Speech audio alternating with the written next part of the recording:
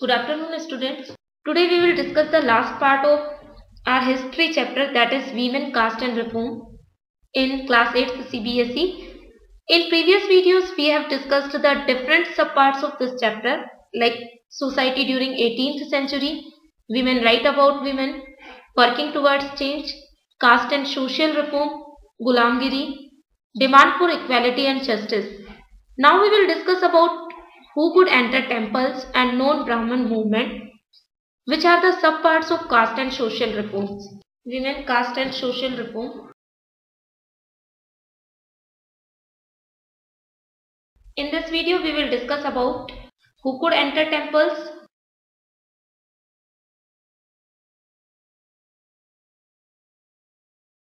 non-Brahman movement,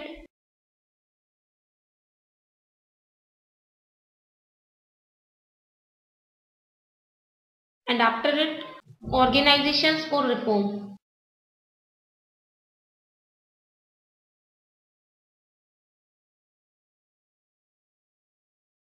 As we have discussed, Phule extended his criticism of the caste system to argue against all forms of inequality. He was concerned about the plight of upper caste women, the miseries of laborer, and the humiliation of the low caste. This movement for caste reform was continued in the 20th century by other great Dalit leaders like Dr. B.R. Ambedkar in Western India, whereas E.V. Ramaswamy Nayakkar in South. Caste reform movement.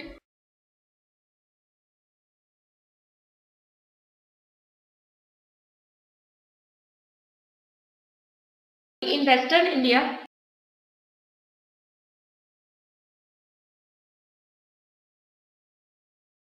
started by B.R. Ambedkar, whereas in South it was led by E.V. Ramaswamy Nayakkar.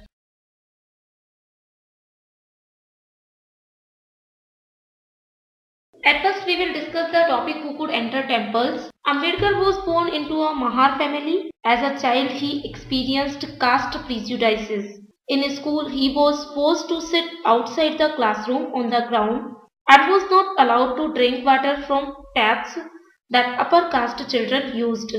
In 1927, Ambedkar started a temple entry movement in which his Mahar caste followers participated. Brahman priests were outraged when the Dalits used water from temple tank. Ambedkar led 3 such movements for temple entry from 1927 to 1935. Now we will discuss non-Brahman movement. In the early 20th century, the non-Brahman movement started and the initiative was taken from those non-Brahman caste that had acquired access to education, wealth and influence. They argued that Brahmins were heirs of Aryan invaders from the north who had conquered southern lands from the original inhabitants of the region, the Dravidian races. The followers of non-Brahman movement also challenged Brahmanical claims to power. E.V. Ramaswamy Nayakkar or Periyar belonged to a middle class family. In his early life, he had studied Sanskrit scriptures carefully. Later on, he became a member of the Congress, but he left Congress when he found that a feast organized by nationalist seating arrangements followed caste distinction. That is, the lower caste were made to sit at a distance from the upper caste. Then he felt that untouchables had to fight for their dignity. So he founded Self-Respect Movement. Self-Respect Movement was started by E.V. Ramaswamy Nayakkar so that caste prejudices could be abolished and lower caste could be treated as upper caste. He argued that untouchables were the true upholders of an original Tamil and Dravidian culture which has been subjugated by Brahmins. He felt that all religious authorities saw social division and inequality as God-given, but untouchables had to fight against these prejudices in order to achieve social equality. He was also an outspoken critic of Hindu scriptures, especially the codes of Manu and the Bhagavad Gita and Ramayana. Why was Periyar against to these scriptures? Why he didn't want to follow the teachings of these scriptures? Because he thought that these texts had been used to establish the authority of Brahmins over lower caste and the domination of man over women. Like started self-respect movement.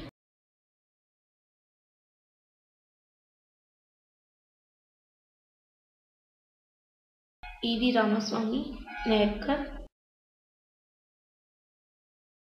He started self-respect movement, and after it he joined Congress, but soon he left Congress because of caste discrimination. Criticize Hindu scriptures like Codes of Manu, Gita and Ramayana. But these assertions were challenged by upper caste society also, like Orthodox Hindu society reacted by founding Sanatan Dharma Sabha and the Bharat Dharma Mahamandal in the north, and these associations like the Brahman Sabha in Bengal started to promote caste discrimination, and the object of these associations was to uphold caste distinction as a cornerstone of Hinduism and show how this was sanctified by scriptures. It means the reaction of the Satnami movement, self-respect movement, could be seen in the establishment of Bharat Dharma Mahamandal, Dharma Sabha and Brahman Sabha. Reaction of upper society.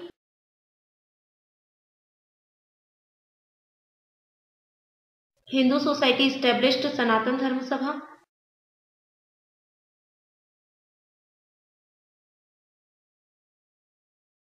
Bharat Dharma Mahamandal.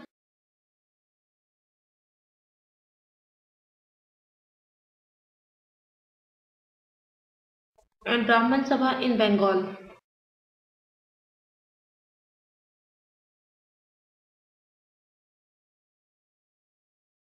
Now we will discuss the major organizations which were established for social reform like Brahmo Samaj, Young Bengal Movement, Ramakrishna Mission, Prarthana Samaj, Ved Samaj, Aligarh Movement and the Singh Sabha Movement.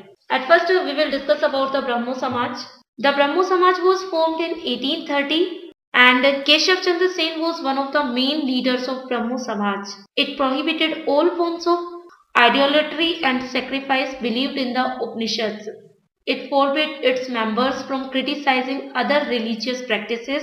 It critically drew upon the ideals of religions, especially of Hinduism and Christianity, looking at their negative and positive dimensions also. Brahmo Samaj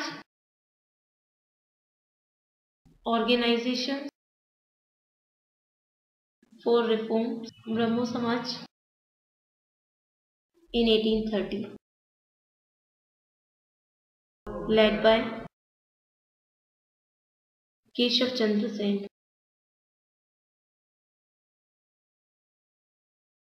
Second is Young Bengal Movement.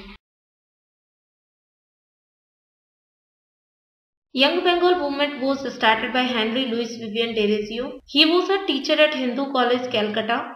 In the 1820s, he promoted radical ideas and encouraged his pupils to question all authority. His students attacked tradition and custom, demanded education for women, and campaigned for the freedom of thought and expression. This is Henry Vivian Derizio. He started Young Bengal Movement.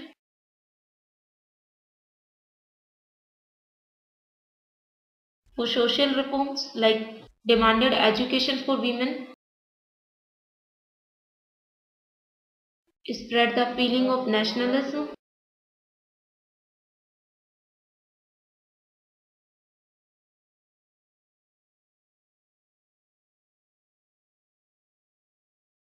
attacked on tradition and custom,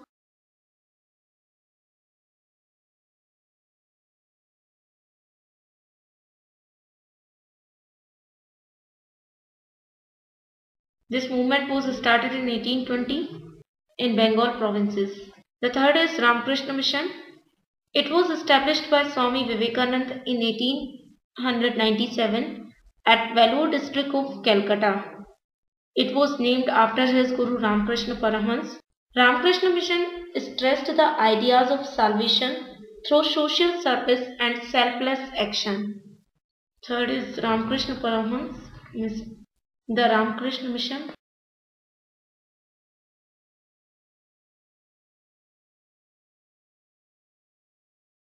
Founded by Vivekananda in 1897 in Calcutta. He emphasized on social service and selfless actions. He wanted to promote Indian culture and spread the feeling of spiritualism.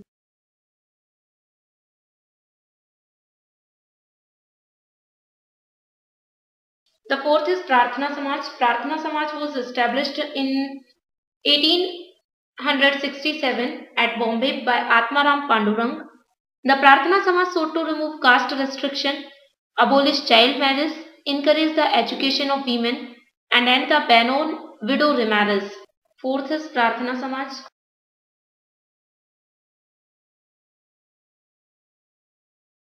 Established by Atmaram Pandurang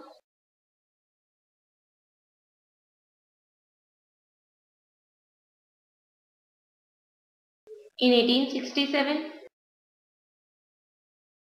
It also wanted to encourage women education, wanted to abolish child marriage.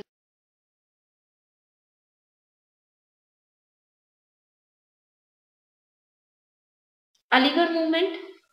Aligarh movement was started by Sir Syed Ahmad Khan. He founded Mondan Anglo-Oriental College in 1875 at Aligarh. Later became Aligarh Muslim University. This institution offered women education including Western science to Muslims. Next is the Aligarh movement.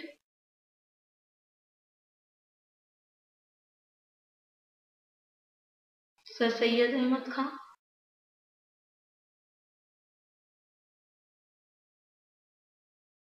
Led and started by Sir Syed Ahmad Khan. Founded Mondan Anglo-Oriental College.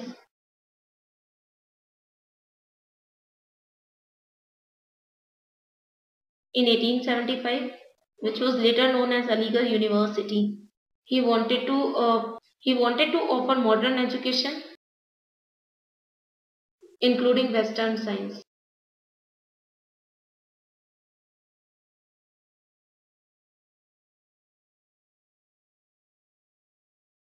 After it, Singh Sabha movement. Under this movement, the reform organization of Sikh community were formed at Amritsar in 1873 and at Lahore in 1879. The Sabhas sought to get rid Sikhism of superstitions, caste distinctions, and practices seen by them as non-Sikh. They promoted education among the Sikh community, open combining modern instruction with Sikh teachings. Khalsa College, Amritsar was also established in 1892 by the leaders of Singh Sabha movement to promote education.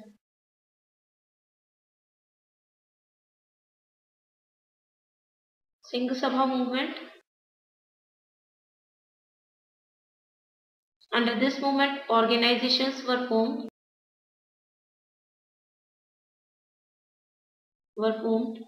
like in Amritsar and in Lahore.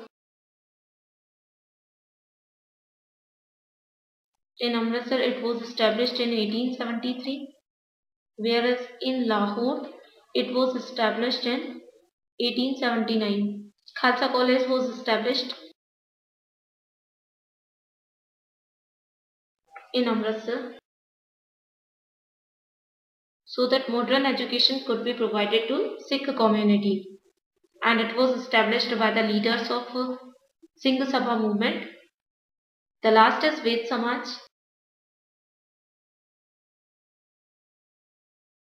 It was established in Chennai in 1864. Chennai in 1864. It was inspired by the Brahmo Samaj. It worked to abolish caste distinction and promote widow remarriage and women education. Its members believed in one God. They condemned the rituals of Orthodox Hindu society. Inspired by Brahmo Samaj.